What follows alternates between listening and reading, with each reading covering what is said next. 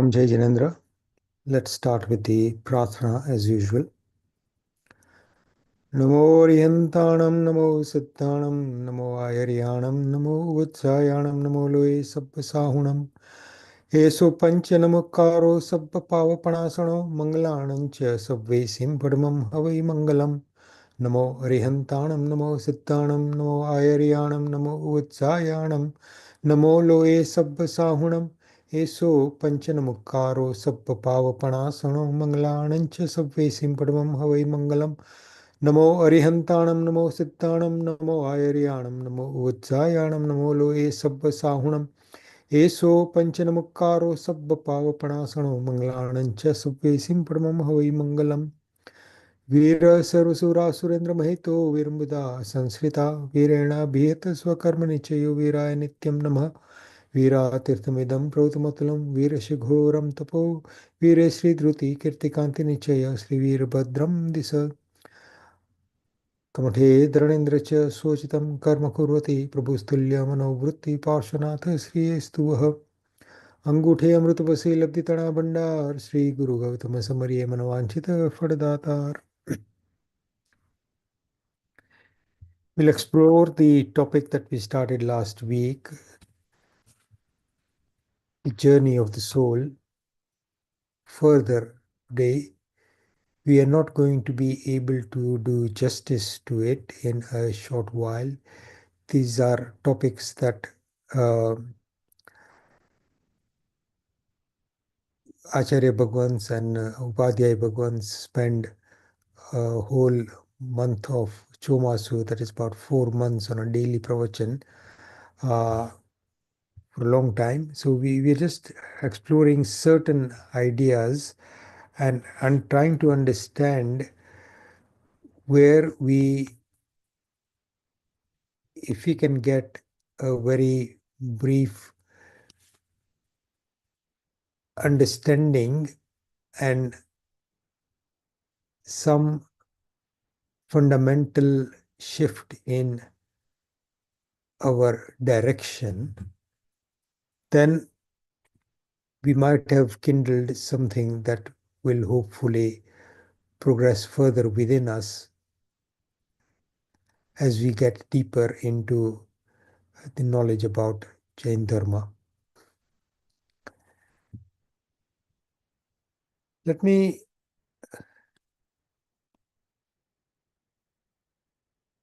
just revise some of the things that we discussed last week.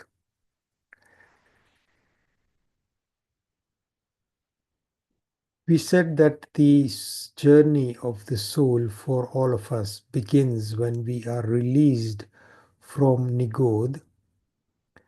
And Nigod is basically the reservoir of all life. It itself is life, obviously. But Nigod meaning the uncirculating part of it, so that is avyava rasi. A soul gets released from avyava rasi of Nigod to the circulatory part of Nigod or further beyond into one sensed life form, and then slowly progresses over a period of time, but not necessarily always progressing.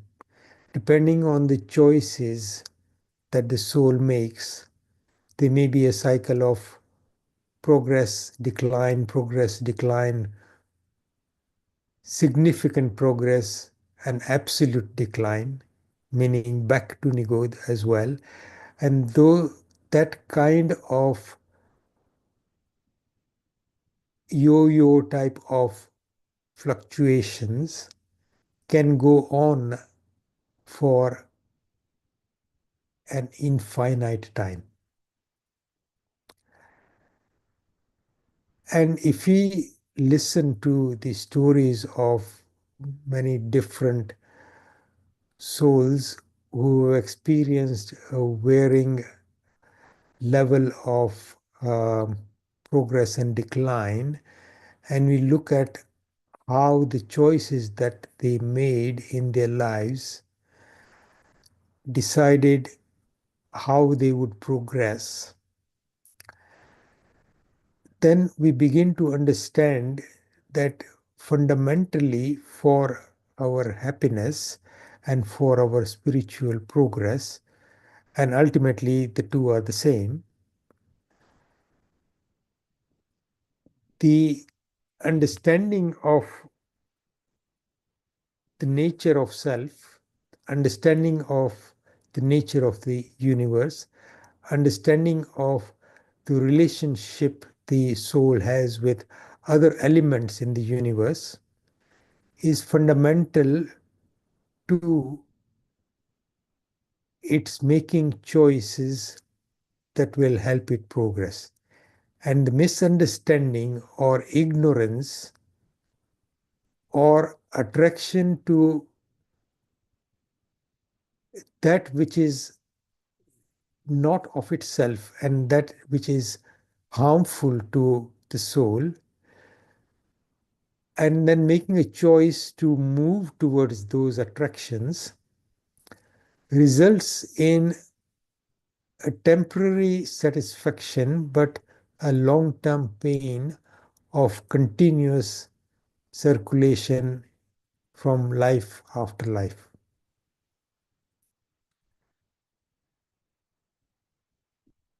We touched on some of the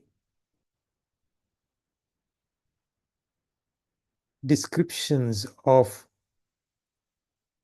what we are fundamentally and what we have become because of the choices that we made. And we will today complete that narrative, which is in Gujarati and I was translating as we went along. It's just a short page, and we'll try and understand that because I think in many ways it is fundamental to our understanding. But examples of the consequences of the choices that are made, we have heard a lot about those in the lives of Bhagwan Mahavir, Bhagwan Parshanath, when we were talking about their previous lives and how the choices that they made affected their future progress or lack of it, or their future progress and then decline. So for Mahavir Bhagwan, there is progress and then there is decline.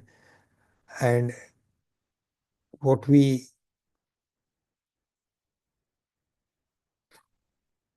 need to dwell upon is that it is very easy to fall. Even very, very great souls, having got to a very high level of progress, can quite easily fall down and lose their way. So our Guru Bhagwans constantly keep on telling us that your understanding of your true nature is fundamental to your happiness. And the answer to the question, how diligently and how steadfastly and how persistently you ask the question, who am I? And then constantly explore and retain the answer in its true sense, often determines how rapidly one might progress. Let me just read something. There is a short verse here. I think it's in Prakrit or Sanskrit, and I'll read the translation.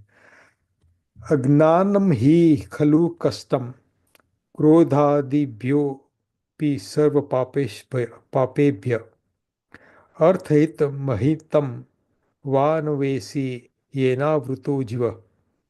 ક્રોધાદિ સર્વ પાપો કરતા પણ આત્માને આત્મ સ્વરૂપનું અજ્ઞાન વધુ કષ્ટદાયી છે. even worse than anger, greed, and all the sins that one might commit. The ignorance of your true nature, your true self, Atma Swarupanu Agnan Vadu Kastadayi છે. It says that even much more than all that, ignorance of your true nature and your true self is ultimately more painful and more destructive than all the other anger, greed, etc. કેમ કે અજ્ઞાની આત્મા પોતાનું હિત કેમ કરવું? Because that ignorance does not allow you to understand what is beneficial to you,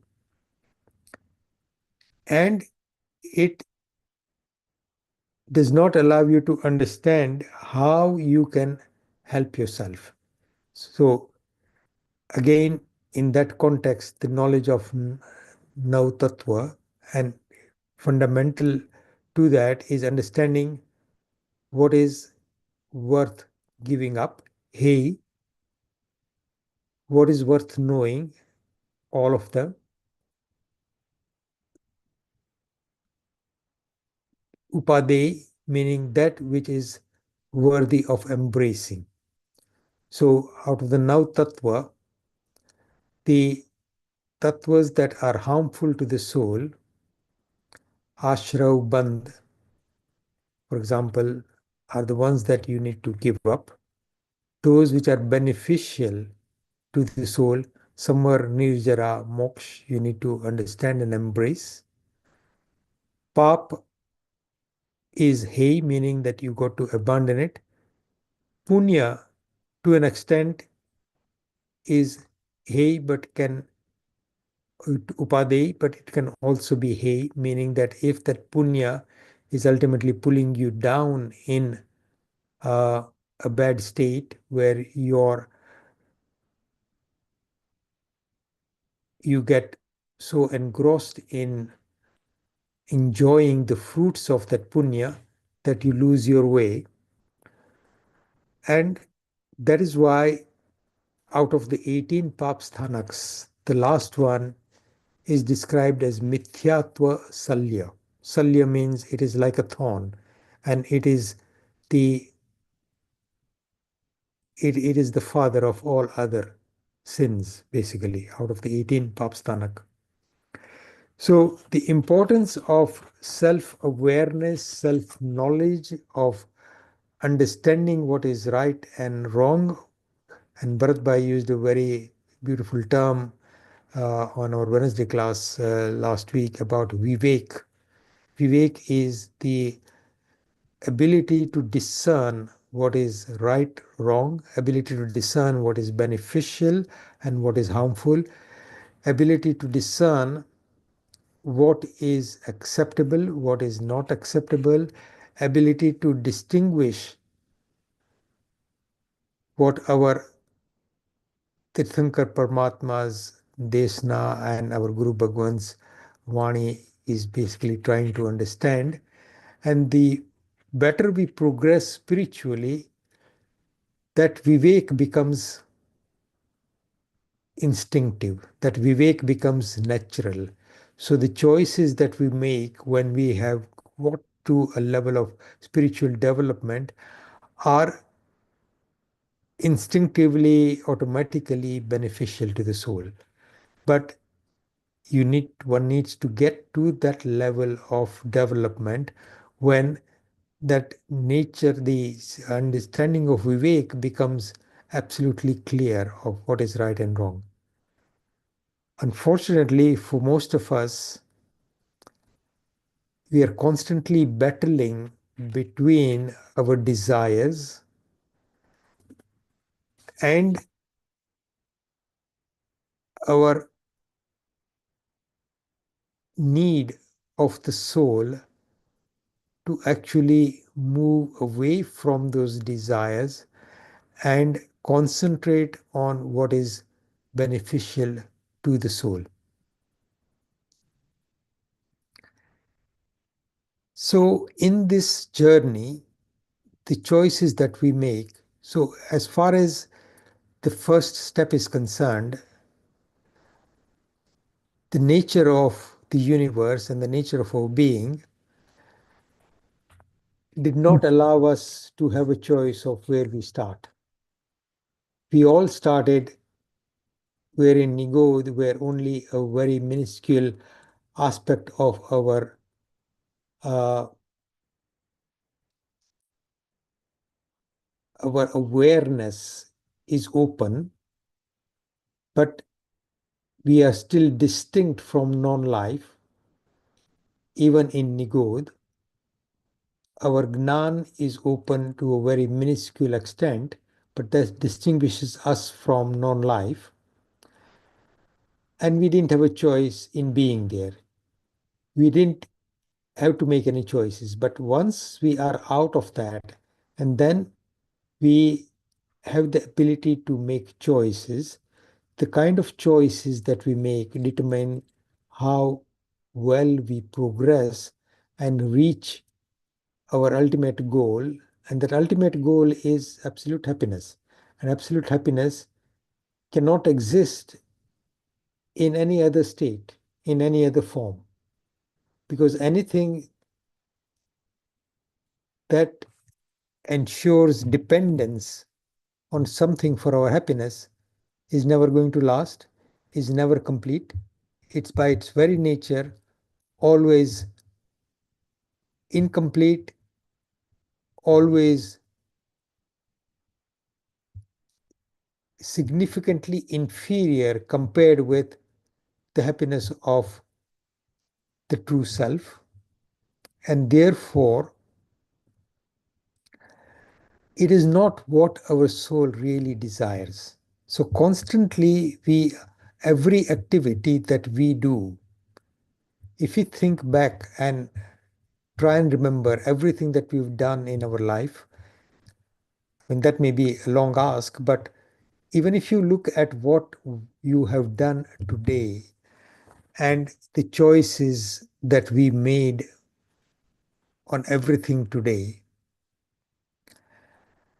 and what gave us anxiety, gave us relief, made us upset, made us angry, or made us very happy, and then hopefully, if we had a good day, by the end of the day, there was a resolution to the particular problem, and we ended up with a sense of equanimity. And in all that battle that goes on in our mind and in our lives on a daily basis, all our choices are directed towards getting a sense of satisfaction, a sense of peace. And if we are driven by, say, ambition or greed, then a sense of achievement, a sense of acquisition of something, if you are driven by greed.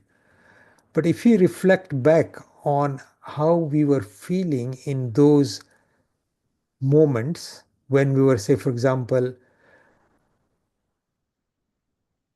running after an acquisition, may it be praise, may it be an achievement, may it be completion of a goal at work or an accomplishment of a certain task, and we look at what we achieved at the end and the satisfaction that we felt at the end, and reflect back and think, was that satisfaction and was that happiness something that was pure, something that was satisfying in a very deep sense? Or was it something that lasted briefly and then soon was taken over by some other worry or some other greater achievement? So, if that restlessness is a constant part of everything that we experience on a daily basis, then none of that is actually worth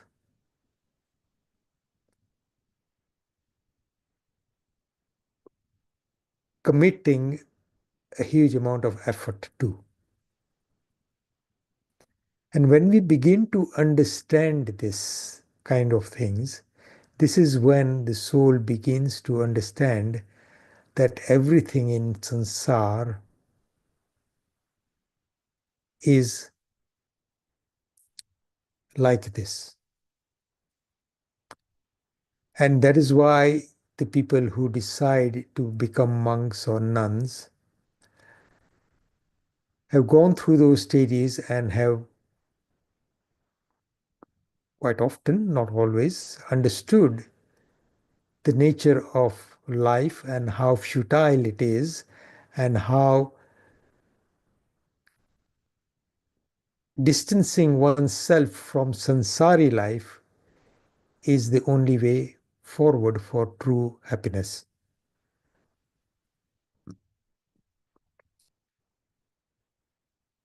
Am I in this general narrative making sense? Or shall we try and explore a couple of examples?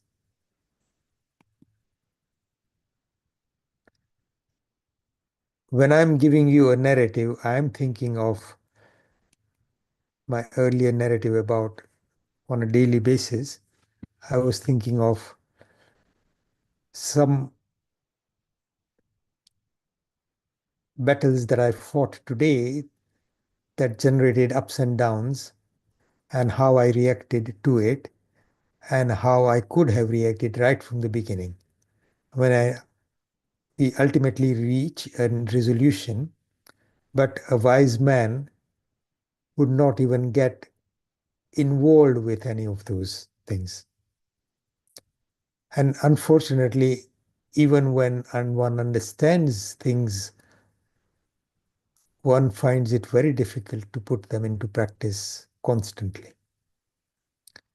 So what I'm trying to say is that, was this narrative useful, or do you want to hear about some specific examples? Anybody? Was it making sense? Was what I was telling you, does it sort of kindle some spark that yes, okay. So Krishna is saying makes sense and completely agree. Okay. Anybody else? Jai Janendra, um, Ajitbhai, that completely makes sense. But then how do we remind ourselves every single time that this is not worth it? So very good question. So Jyoti is saying makes sense. The challenging part is to put it into practice. And the only way, from what I understand from our Guru Bhagwans that I listen to, is to keep on practicing, to remind yourself on a daily basis. That is why it is important for Shravaks to continuously be engaged in Swadhyay, meaning leaving aside a time on a daily basis to go deeper into yourself, understand more constantly, at least reading something that kindles that spark and makes you introspect and understand, go deeper into that. So, and different things can trigger this off. So you don't necessarily need to, great people have had inspiration from all kinds of things. So if we look at the narratives of people who became monks and took Diksha, people have taken inspiration from a setting sun. People have taken inspiration from seeing a white hair on their head, saying that now my old age is approaching and I should not carry on uh, in this enjoyment of worldly pleasures, and I need to start doing something for the benefit of my soul. And people have taken major decisions on such simple stimulus. But for most of us, a daily reminder, a daily understanding of all these things and reminding ourselves, reading spiritual Adhyatmic literature and listening to examples. So I'm glad many of you are finding that that narrative does make sense even in the generalities. But let me just give you some very simple example of how choices made actually determine progress and choices made determine a constant decline. And there is one very good example, and the choices made were absolutely uh, something that we could probably get involved with or could have made those kinds of choices ourselves very easily.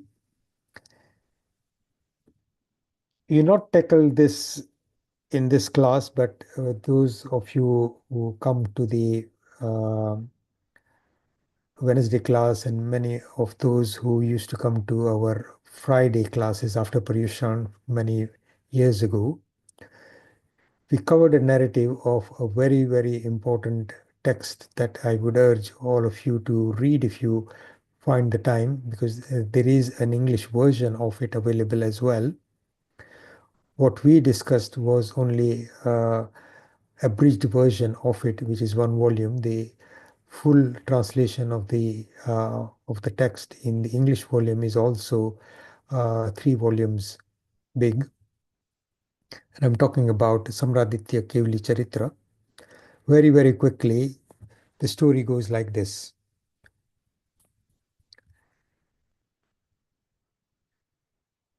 Sorry, before I go on, how many of you have heard Samraditya Kevali Charitra or have heard of Samraditya or Gun Sen and Agni Sharma? Bharat Bhai, yeah.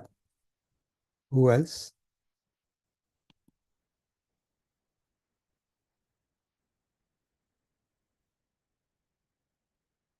Okay. Nobody else. Good. So that means for a lot of you, this may be quite new.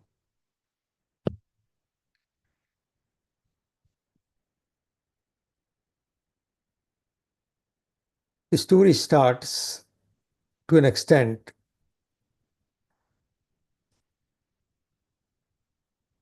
backwards in the sense that Samraditya Kevali was a Kevali Bhagwant who has just achieved Keval Gnan. And the circumstances are that he is standing in meditation and somebody comes round, takes an instant dislike and hatred towards him. That's a Muni Bhagwant who is completely nirgrant, meaning no attachment, completely detached, and with a sense of peace which is expressed on his face. He is at a very high level of spiritual development. He is approaching Keval Gnan, that means he's going to moksha in this life, and he's actually on the verge of achieving emancipation. So he is at the ultimate peak of spiritual development. So everything around him would, by its very nature, be something very peaceful and wonderful. But there is somebody who sees him in that pose and takes an instant hatred and a desire to harm this person. He doesn't know why, but he just has an intense feeling of an intense sense of wanting to do harm to this person.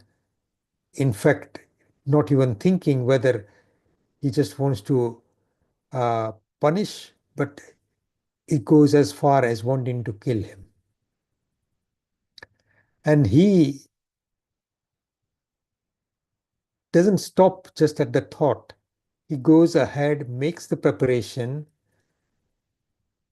prepares things to light a fire around this Muni Bhagwant, who is standing in complete stillness, and sets the fire. And while the fire begins to burn around the Muni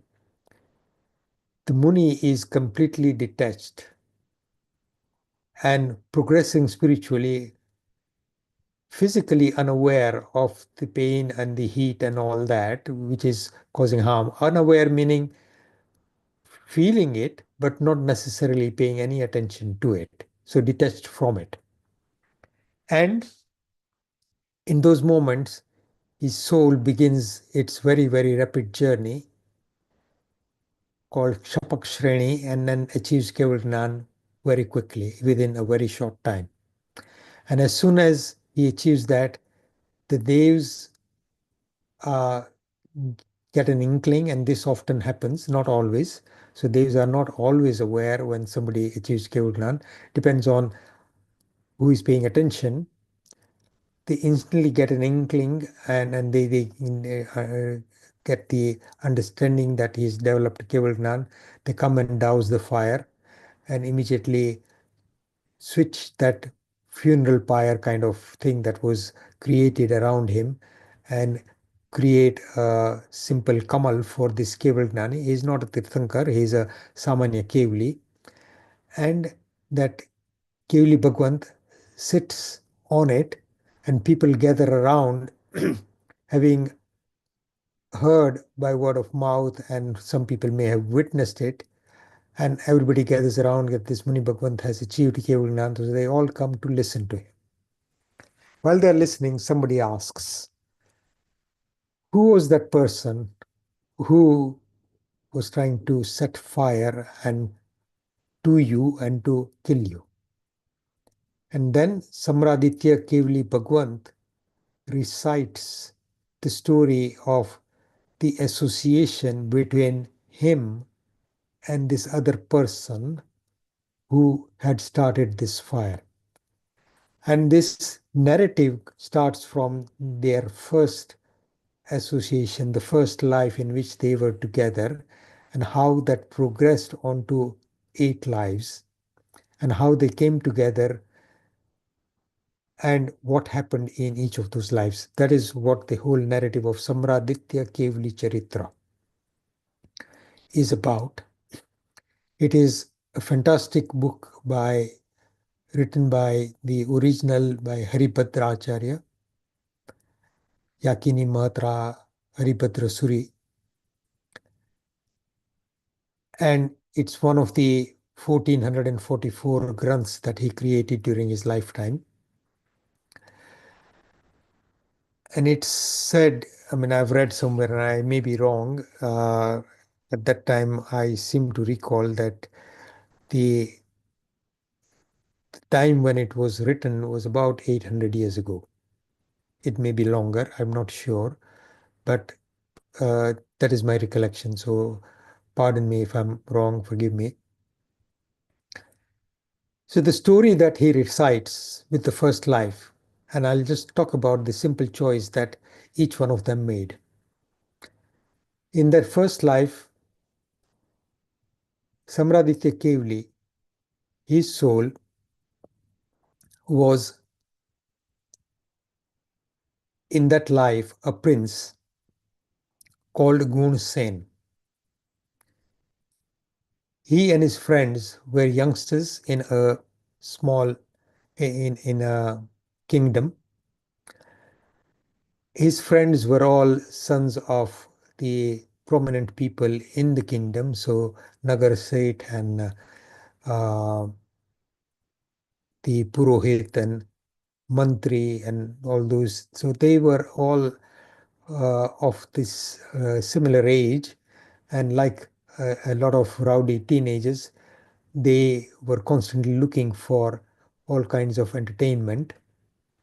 And once they came across a very simple, poor Brahmin boy who unfortunately was born with a kind of a defect or a disease that gave him a very strange appearance. Uh, and his name was Agni Sharma. He had a very big head and he had a very sort of deformed body. And anybody who saw him was aware, intrigued, shocked.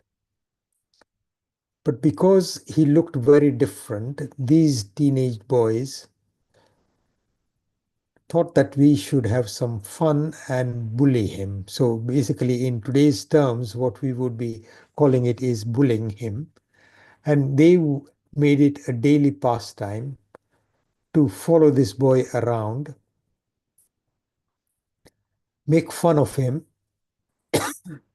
with all kinds of things, because these were children of prominent people in the kingdom, in that particular city kingdom, and nobody would be very firm with them because Gunsen was the son of the king, and they would tease this boy, make fun of him in all different ways. And there is a whole long description of how they were making fun of him. And the illustrated version that we use has got some very good pictures. So the original doesn't, the 3 volume English version, I think, does not have any pictures, or maybe some pictures, I don't know. So this went on for some time, and this young boy is Agni Sharma, who is totally miserable, getting very, very upset about this daily torture that he is being subjected to by these 3 or 4 boys and probably other people in the town. But these 3 or 4, led by Gunsen, were the kings of, or were the leaders of, and the constant pestering and torture that they did subjected Agni Sharma to. There comes a time when Agni Sharma gets totally fed up. He complains to his father. His father goes to the king. He complains to the king and say, "Look, this your uh, prince and the other children are making life hell for my son, and please try and stop them." The king has a word with them, but nothing stops. Ultimately, Agni Sharma is so fed up that he decides that as long as I'm in this city, I'm not going to be safe and I'm not going to have any kind of peace or happiness. So there's no point in my living in the city.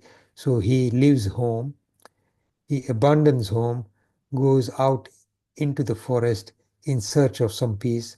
And fortunately, he soon finds an ashram where a lot of tapasis are sitting there and meditating, and they have the tapas ashram. So they have their simple enclosure and they live a very simple life, mainly in meditation. And he goes there and asks the guru and says, "Look, I've come because I'm completely fed up of my life, and can I stay in this ashram and follow what you are following to achieve some peace and happiness?" And the Guru agrees and accepts. So Agni Sharma stays there and becomes a very, very proficient tapas. So he is constantly very, very strongly doing all kinds of tapas, and towards the end, he is progressing on to doing one mask shaman, meaning fasting for 1 month, and then going out to find some food after the month has passed, eating once, and then start fasting again for another month. And he has made a promise to himself, a vow to himself, that I will only go out once to break my fast. If I find the food to break my fast, that will be fine. If I don't, in one household, if I don't, then I'll carry on fasting. And this goes on, and he becomes very famous. And the power of this tap actually transforms him, and his uh, the ugliness that people were making fun of seems to have abated. He's got the shine of somebody with constant tap, and he's in complete peace with himself.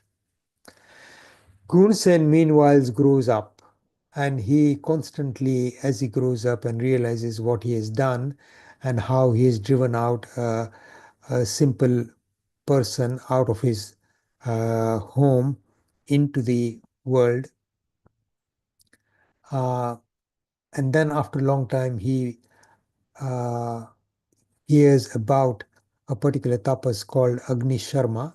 So, this young boy was called Agni Sharma, and he just hears about a tapas, and he goes out to see him and bows down to him. And he doesn't recognize, because the appearance has changed, but Agni Sharma obviously recognizes him. And when Gunsen realizes that he's the same person that he himself has been instrumental in driving him out into the jungle, he is very repentant, and he's been feeling very guilty over many years. And even as a king, this particular bad act that he had committed over his during his youth is constantly eating him away. But now he has an opportunity, having met Agni Sharma as a tapas. He says that I have maybe now the ability or the possibility of uh, asking for forgiveness and doing something positive uh, to uh, relieve my guilt, that the wrong that I've done to this person. So he says, I hear that you are fasting for a month, and please, I'm urging you, come and break your fast at the end of the month at my palace. And Agni Sharma holds no grudge. He is completely at peace, and he has forgiven Gunsen, and he in fact thanks him.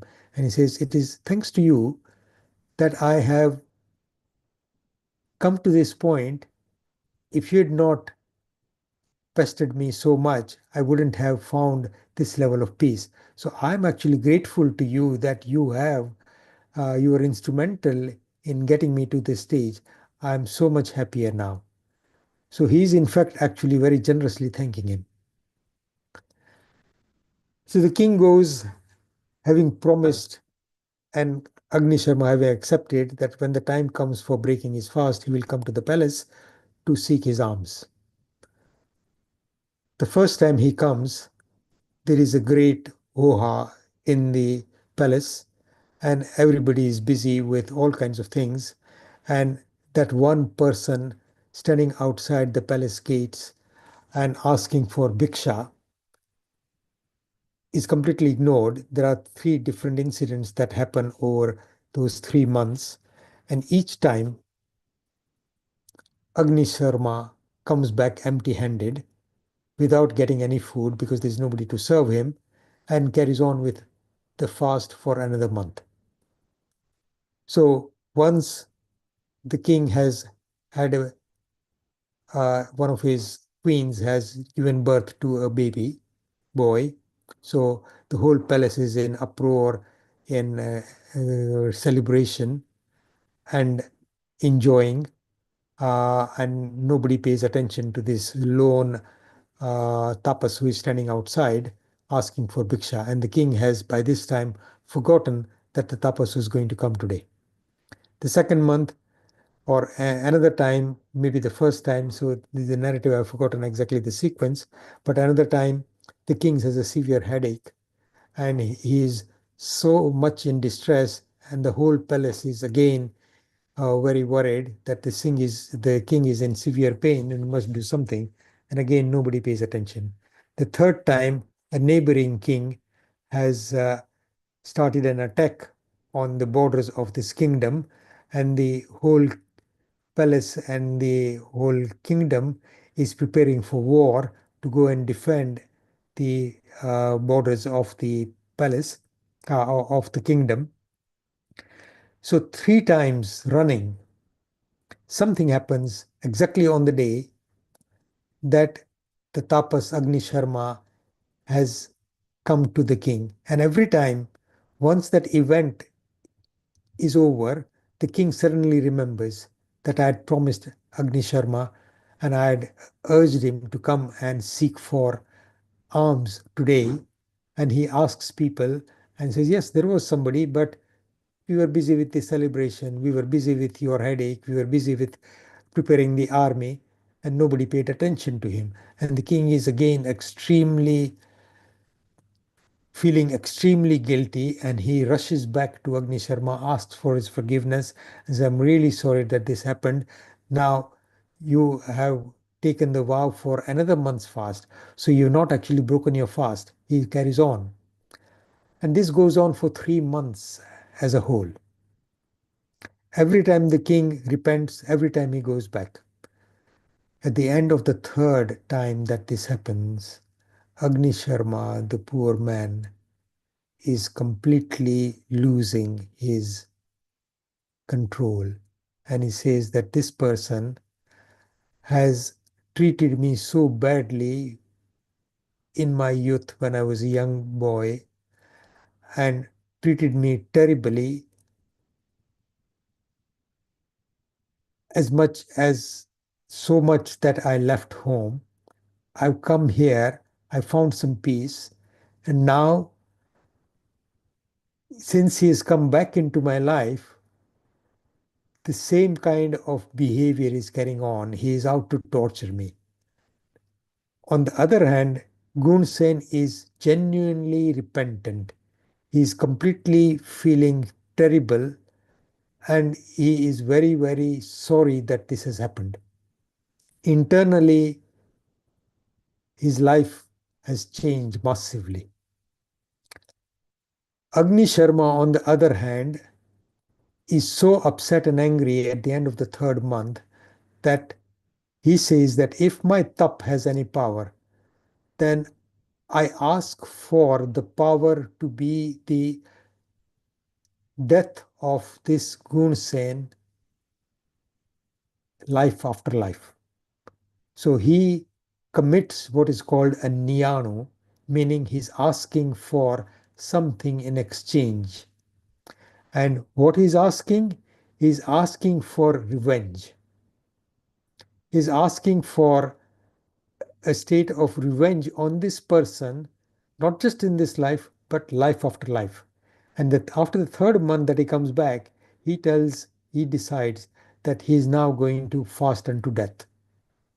His Guru Bhagwant recognizes that he is doing this in anger, and he tries to assuage him, tries to explain to him that you are taking a wrong decision. This will destroy your life uh, this time, but also in all subsequent lives. And it will actually, this anger is going to destroy you. So don't make that choice. So again, reverse that choice. You're wrong. He doesn't listen because he's just so upset. Gunsen, on the other hand, is so repentant that these incidents don't leave him in his thought, and his life gets completely transformed. And towards the end of his life, he becomes a monk and continues to elevate his soul. Meanwhile, Agni Sharma, who is actually the one who has been wronged, but the choice that he has made, one could say that he had every right to be upset and angry, but the fact that he held on to that anger and took a decision that ultimately harmed him more than anybody else. And he took that decision for revenge, asking for the ability to revenge this insults and this pain that was caused to him by Gunsen in life after life. And his wish is granted. And one needs to understand nature is very generous. It grants every wish that you make. So be very, very careful what you wish for. And then the narrative goes on. It says, life after life, the two of them come together. Gun Sen, because of his positive attitude and his repentance, progressively goes up and up from a good life, prominent life, wealthy life, becoming a monk towards the end, earning enough punya to take him to Devlok, and life after life he progresses. Agni Sharma's soul, on the other hand, goes to Devlok for a while initially because of the tap that he has done, but then every time they meet again in a different life. So once as husband and wife, once as father and mother and son, once as brothers, once as all kinds of different things. And every time they are in close association, they are close relatives. But Agni Sharma develops an intense hatred towards that other person. He may be his husband or wife, it may be his mother or son, father or son, and the narrative goes on that every time they meet again. So, in between those lives, when they meet again, they would have had different lifetimes. Agni Sharma always going downhill, Gun Sen constantly elevated as far as his soul is concerned, because the choices that he made were beneficial to his soul. And the choices that Agni Sharma made pulled him down, took him to the position where every time he sees the soul, the person who is in this life, Gun Sen, he develops an intense hatred towards him and ultimately ends up killing him. His wish is granted. Nature has given him the power. And he fulfills that power because the hatred is so prominent in his mind. And this goes on. To the end, when Agni Sharma, when Gun Sen soul becomes Samraditya and achieves Kevalgnan, and his emancipation is guaranteed now. He is going to moksha soon afterwards at the end of that life. And when people ask, what is then going to happen to this person who tried to kill you? So when he said, all this is how our relationship has gone on over the last 8 lives. So the 8 major lives that are being described. In between, the lives are not sort of described. This is how we have had an close relationship. So then Samraditya Kevli recites what is going to happen to Agni Sarma's soul. He says that his spiritual emancipation has just started in this life. How and why? Because the poor soul is bewildered by the act that he actually, the choice that he made. He saw me, he decided to harm me, he decided to burn me. But then the thought entered his mind, why did I do this? This person is completely benign. This person is a muni, he's a monk. He's done me no harm. Why did I think of killing him? And this is how his karma has driven him to totally illogical step that destroys him. But the fact that he repents that particular action in this moment, that doubt crept into his mind that I'm wrong. A bit of shame entered his soul that this is very wrong, this is not right. Why did I do this? And he says, in that moment, in that choice that he made, that realization of something wrong that he had done, that is the beginning of his emancipation. And then he goes on to describe what is going to happen to him. And when I first read that narrative, I was completely shocked that so much pain and suffering will go on life after life after life after life for a very, very long time. This is ultimately he will find peace, he will seek, he will find emancipation, and ultimately go to moksha. And that story, if you look at the narrative of uh, Goshalak, the choices that he made and how he attacked Bhagwan Mahavir towards the end, and what happens to him at the end and after he dies. Somebody asks Bhagwan Mahavir, what is going to happen to him afterwards? That he has insulted you and treated you so badly. And then it describes that in the next life he is gone to heaven, but after that, this is the journey that he will follow. But again, after a very, very long time in all kinds of different life forms with severe pain, ultimately he too will find emancipation. So the choices for us is what choices do we make? And the more important thing is, when do we have the wisdom or the vivek to make the right choices? And when do we not have that wisdom to make those right choices? And where does that wisdom come from? The wisdom comes from recognizing your true self in the answer to the question, who am I? Sorry, I didn't plan to recite Samraditya's story, but I hope it gave you a gist. It's a fantastic uh,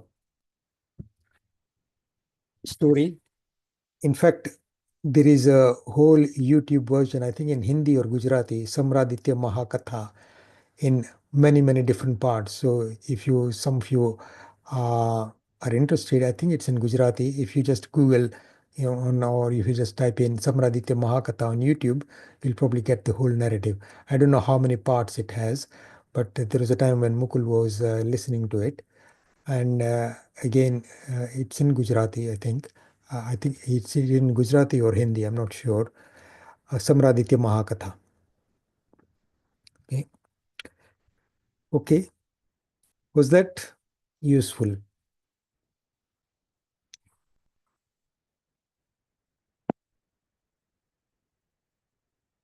I hope I've inspired you to search a bit more. Good. Okay. Thanks. Okay, I hope the rest of you also found that useful. Yes. Okay. So just very quickly, I don't want to extend this very long, but uh, we are talking about Dvait and Advait. So singularity and plurality. Singularity in terms of self and plurality in terms of our association and attachment to everything that is non-self.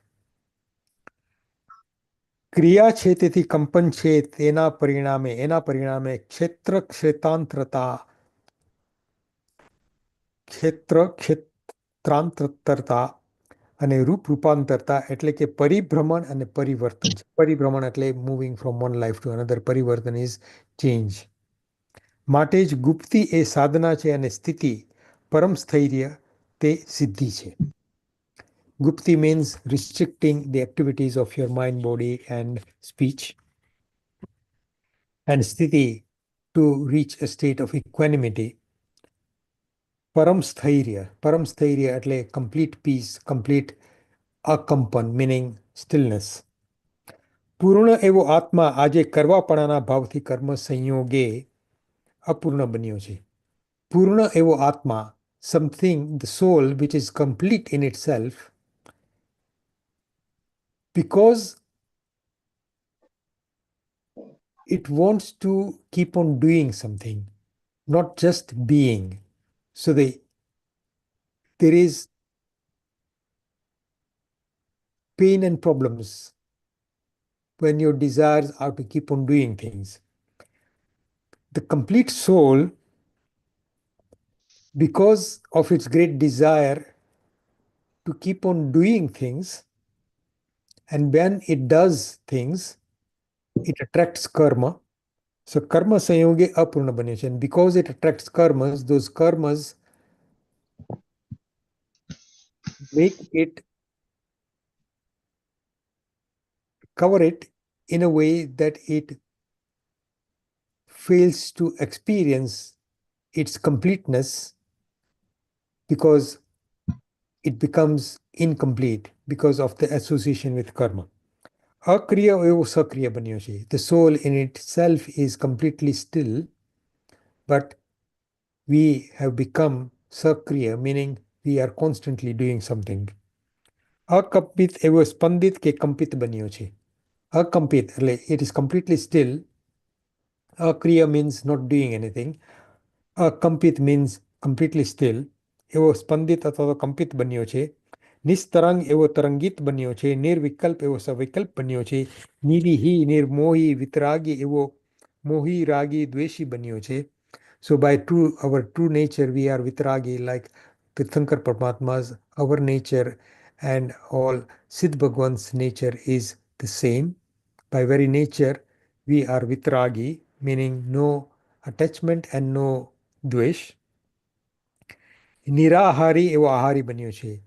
The soul does not need food, it does not eat, but we constantly desire food to feed ourselves in whichever life. So even from one sense to five sensed beings, everybody needs to feed to sustain themselves. જ્ઞાની એવો અલ્પ જ્ઞાની અજ્ઞાની બન્યો છે. We have total knowledge of everything, past, present, and future, but by our true nature. But currently, we have very limited knowledge of certain things. And alpagnani atho agnani, or we are completely ignorant of our own self. So in some ways, even though we may have several PhDs and several doctorates, we are still considered to be ignorant from the spiritual point of view. So somebody who is a Guru Bhagavant and a Gnani would say it means nothing that you have degrees and you are a professor of so many different things. If you don't know yourself, you are still ignorant. Anami, arupi, amurt evo nami rupi murt બન્યો છે. The soul does not have a name. We don't remember any Siddh Bhagwans by their particular name. Arupi, it does not have any visible roop or any visibility. Amurt, that means the soul never dies. But instead, where we are, we identify ourselves by our name, Nami. Rupi, we got a body, we identify ourselves with how we look. And a Murt, whatever we identify ourselves with is not permanent. We have an end. Aman evo saman thayo છે. Meaning, in the pure self, the soul does not have a man, but now we are sangni, meaning we have a mind, or even asangni, the instinct. So we become saman. અયોગી અદેહી અશરીરી એવો સયોગી સદેહી સશરીરી થયો છે. અયોગી એટલે it doesn't have mind, body or speech in its pure form. The soul is completely free. What we are describing is the true nature of the soul. So the reason I'm narrating this is that we remember who we are, and again keep on asking ourselves this question, who am I, who am I? Achyut એવો ચ્યુત થયો છે. અચલ નિશ્ચલ એવો સયલ ચંચળ થયો છે. અખંડ અભંગ એવો ખંડિત થયો છે. નિત્ય એવો અનિત્ય થયો છે. અક્ષર એવો ક્ષર થયો છે. તેથી જ આનંદ સ્વરૂપ અદ્વૈત એવો સુખ દુઃખ રૂપ દ્વૈત બન્યો છે. આનંદ સ્વરૂપ અદ્વૈત. But its true nature, the soul is of joy. Happiness is not a correct term for it. It's just joy, bliss, total bliss. Anand Swarup Advait, meaning completely singular, free, is Sukh Dukh Rup, but we have experiences of happiness and unhappiness, and we are not free.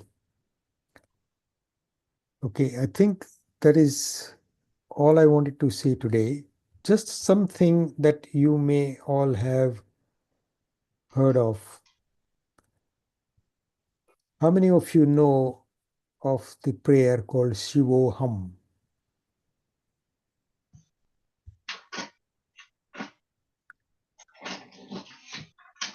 Have you heard of Shivoham?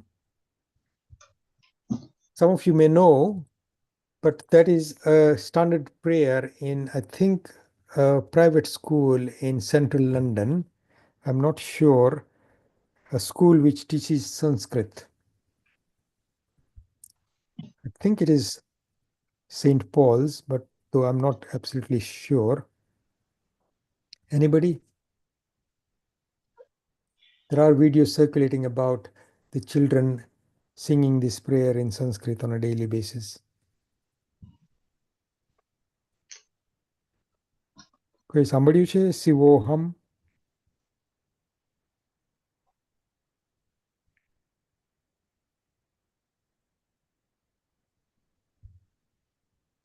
I'm sure you have.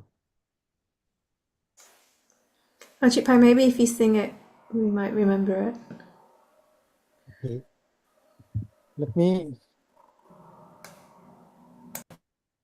I mean, it's something that is prevalent in the Hindu community, but not a lot of people. And there are some Western singers.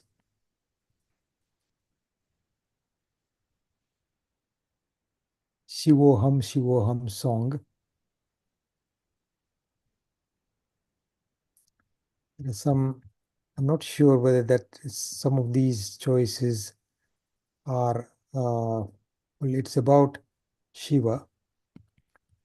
It's called Nirvana Saktam. Sivoham, Sivoham, Sivoham, Sivoham, Sivoham. Monokrushya Shakara Chitani Naham. Nacha Shotra Jihe Nah Drana Netra. Na Yavyoma Bhumi Ratnam Tejuna Vayu. Chidananda Rupa Sivoham, Sivoham. There are several verses in this, there are 6 verses here, and each one of them ends with Chidananda Rup Sivoham Sivoham. Chidananda Rup Sivoham na Sivoham. That is the Nirvana Shaktam. Um,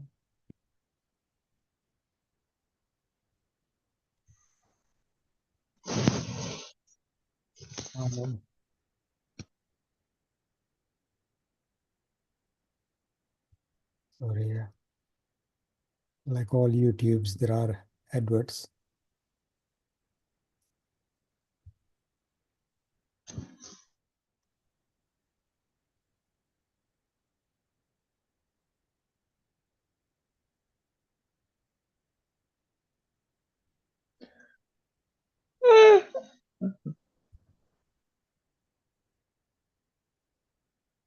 I don't know why this is not playing. Yeah.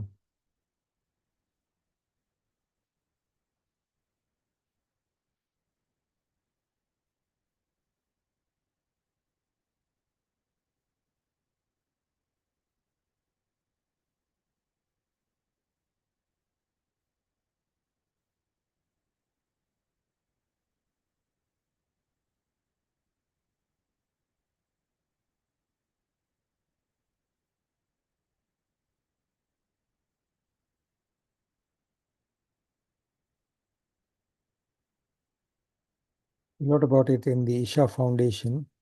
But if you, it is something that was, I think, written by Adi Sankaracharya. Let me just try this. This may be possible.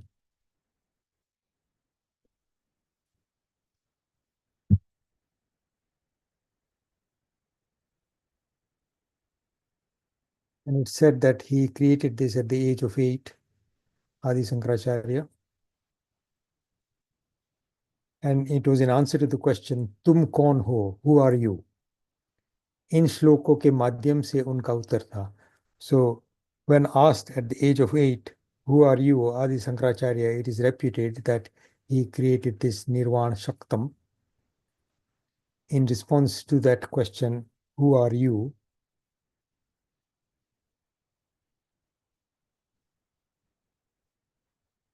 I think there is something wrong with but if you type in on Google, you can all listen, and I think this might be the best one. Nirvana Shaktam Atma Shaktam, the ultimate Advaita Vedanta Stotra by Adi Sankaracharya. There are many other versions of it, so there is plenty of it. And there are a lot of groups who are actually singing versions of this. It is called Nirvana Saktam.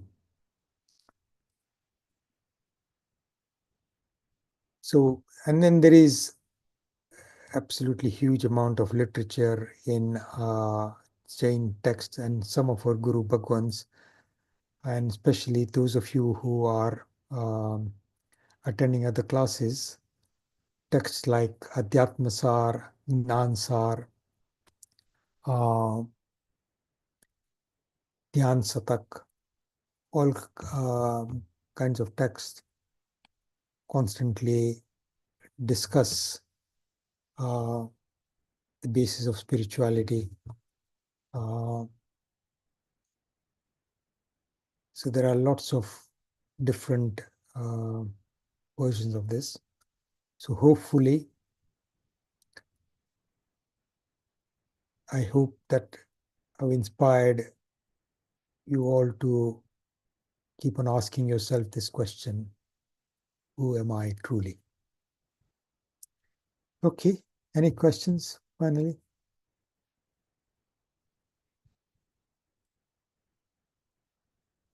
Somebody says they've heard of Nirvana Shaktam, Krishna. Okay, good. Okay. Good. No questions, so shall we close today? Maybe some more of this next week, because I think I've got just next Wednesday, or Tuesday. After that, I think I'll be away for a couple of weeks, so Sandeepa will organize somebody else. Okay. Jinagna Virudh Kaimpan Bolyo Hote, Suvimanochan Kaya Kare Tasmichami Dukudam. If I've said anything against the teachings of our Guru Bhagwans and our Tirthankar Paramatmas, I ask for forgiveness. Sarva Mangala Mangalyam, Sura Kalyana Karanam, Pradhanam Sura Dharmanam, Jainam Jeti Sasanam. Thank you all. Jai Jinendra, thank you. Pranam. Pranam Ajitbhai, thank you. Pranam Pratai, thank you. Thank Jai you. Jinendra. Thank you, Ajitbhai. Thank you.